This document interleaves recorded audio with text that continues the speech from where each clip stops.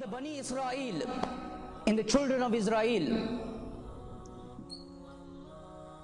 there was a very pious monk, a very pious priest, and all the time he would remember Allah, he would praise Allah all the time. So in that very town there were three brothers who had a beautiful sister. So these three brothers had to go to war. So they decided, what are we going to do with our sister?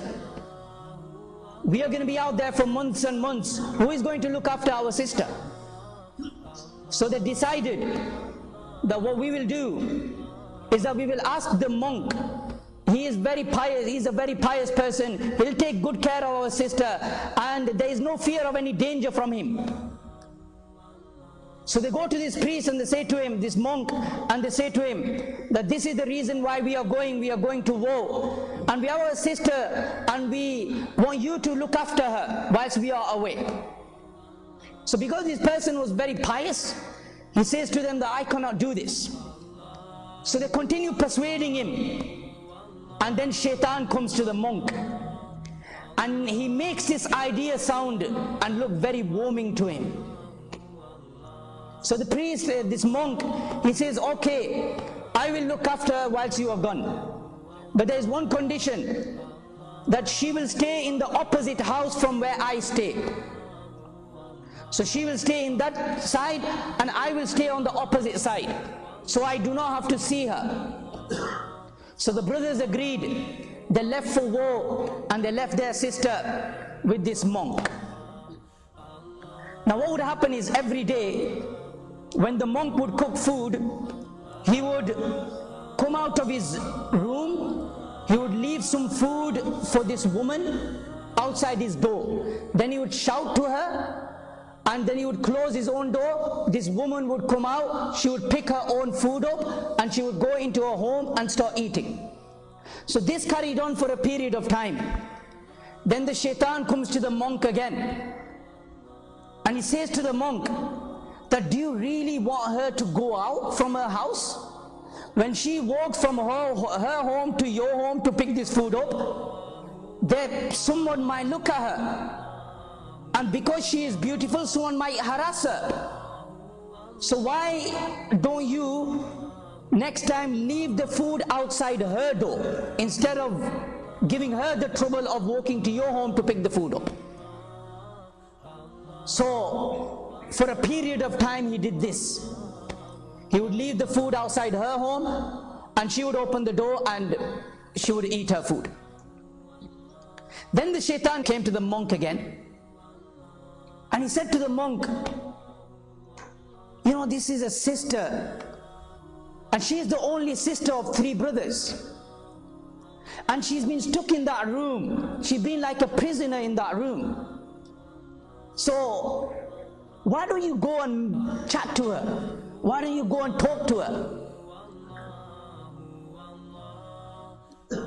So he goes there, and for a period of time what he would do is, he would sit outside the house, she would sit inside, and this is how they would talk.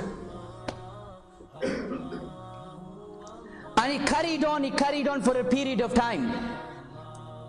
And then Shaitan, he made him say things, romantic things. He put all these romantic ideas into him. He put all these lustful ideas into his heart. So the conversation from decent, it went to immoral. He started making lustful talk with her, romantic talk with her. And then the Shaitan gave him another idea. He said, you know, you're so far from her, she's on the other side, you on this side. Why don't you just go inside the house? So then he left his place of residence altogether. A person who would pray all day and all night, he would go to her home in the morning, talk to her, chat to her, keep her company, and then at night he would return to his house to sleep.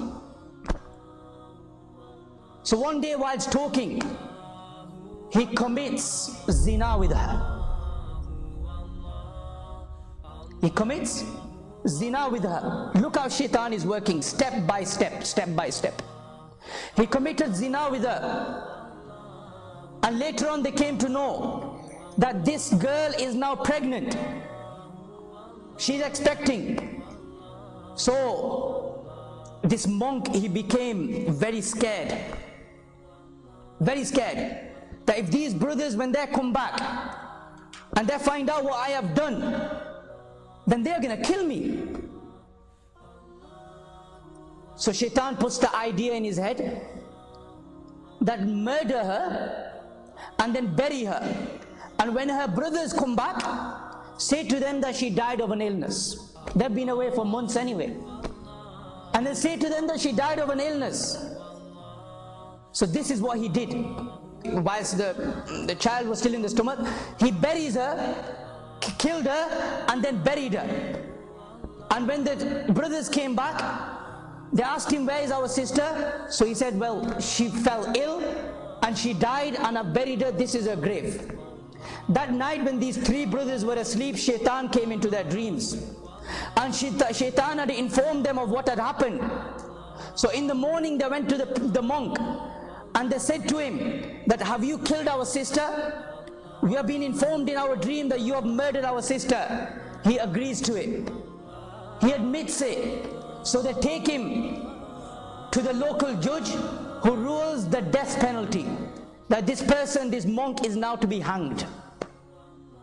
Now whilst he is being, before he is hanged, shaitan comes to this monk. Allahu Akbar. And shaitan says to him that it was I who made this girl come to you.